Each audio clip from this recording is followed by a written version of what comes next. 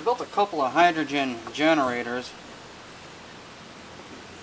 in an attempt to heat the house over the winter without depending on Columbia Gas, the gas company, or the electric company.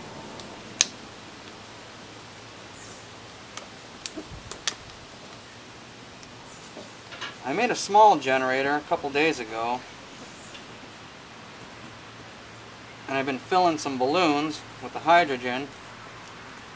It's a really small generator. It takes a couple hours to get the hydrogen. I built a really big one, but there was so much pressure and it blew the damn thing up. And not too long ago,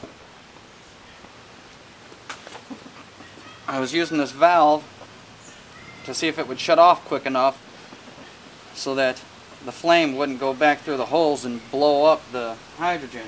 Well, that didn't work. But I missed the explosion on tape, so I'm going to go ahead and do it again so you can see it.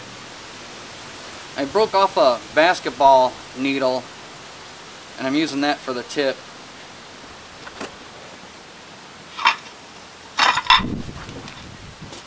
I'm going to go ahead and burn this piece of wood while we're here.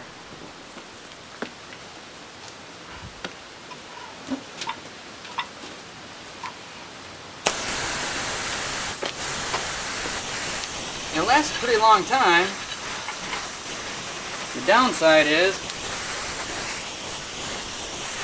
when the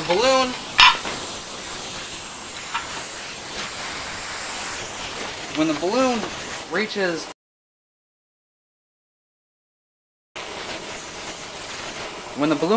gets to its relaxed state, the flame blows back through the tube and blows up the balloon. But that just might heat a house over the winter. A couple of those in an array. Here comes the explosion.